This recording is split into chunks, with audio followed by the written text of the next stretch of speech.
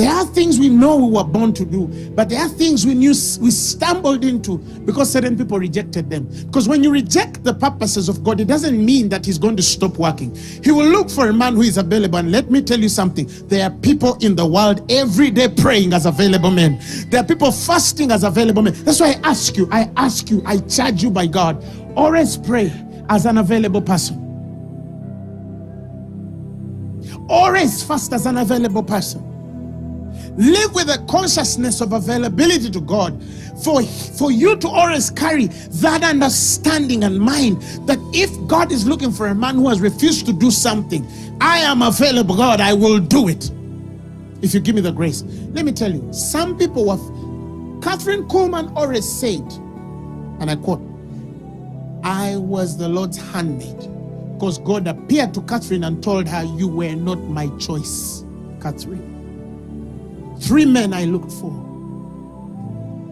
God told Reinhard Bonnke he was not his choice. He had called 4 men, and he told Reinhard Bonnke, if you don't do it, Reinhard, I will look for another man. But the urgency that I have to revive that continent, Africa, I'm looking for a man. Reinhard told God, take me. So there are places, by reason of experiences, God is just looking for a man or woman to say yes.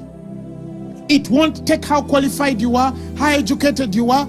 And that's why I say the simplicity is key. And one day I wish I had time to really dig this deep. Because some of you think it's intellectual, it's how philosophical you are, it's how elaborate you are, it's how, how a good person you are, how a this and that person you are. And no. God is looking for a certain heart.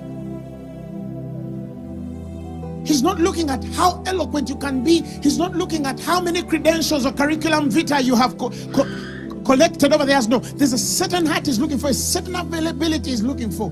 That is why, look at his selection. It only takes so much sense for you to doubt that this is just not the pattern of God. Look at the men he chose. The Pharisees were educated. The Sadducees were educated. The scribes were educated. They knew the books. They knew the law. They were stewards of the mysteries. They kept the oracles. They knew the back and front. They knew the principles. You almost thought he would have looked for a man who had a clue, who had a certain starting point to say, let me use this one. But he looked for fishermen, men who didn't go to school, who carried no education, which were indifferent, mad and crazy. And he said, these are the ones I'm going to use, because I'm not looking at their title, I'm not looking at their education, I don't even care which family they were born, whether they were a bastard or not, whether they are Mother Greece or not, whether they were I'm just looking for a certain person, and this fisherman is the right one. That's how God works.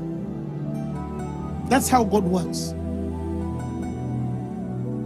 So never disqualify yourself to think that because God have messed up, I don't deserve. No, even in your most disqualified nature, he's not looking at how much you've failed or how much you've succeeded. He's saying, is your heart still palatable? Are you still broken enough? Are you still bent to listen to me? If you can give me your heart, yes, you've lost 20 years, you've lost 30 years in this madness, but you can give me 2 years and say, God, now you have my attention. And I'll tell you something, there's a work to do. For the harvest will always be plenteous. The laborers have always been few. I'm not saying there are no laborers, but the true laborers are few. I'm not saying there are no workers. I'm only saying the laborers are few. I'm not saying there are no worshippers. I'm saying the real worshippers are few. I'm not saying there are no teachers. I'm saying the real teachers are few. I'm not saying there are no prophets. I'm saying the real prophets are few. I'm not saying there are no apostles. I'm saying the real apostles are few. Experiences.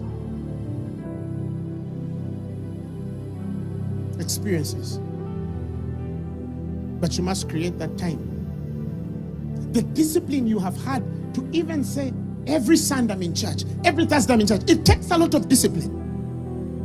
Because perhaps the person sitting next to you doesn't have that time for God. And those are the same people who are struggling to discover God's plan for their lives. A man who is available in the courts, always available to God, will hear when the need is alarmed. When the trumpet is blown, they pick it. They pick it. And I can study my life and the few men whom I honor, prophets, teachers, evangelists, some of whom I know well. And I can see that clear pattern of experiences that always throw them in the next phase of ministry. Experiences that always throw them in the next phase of ministry. He says, the race is not to the swift, neither the battle to the strong, nor yet bread to the wise, riches to men of understanding, favor to men of skill, but ait. The word there for time is ait, time, experiences, and chance happens to them all. That you might not be the fastest runner, but you might be the available one and win. You might not be the most swift minister, but you might be the available one and win. You might not be the most wise person or the richest, but you might be the available one. Always be available for God.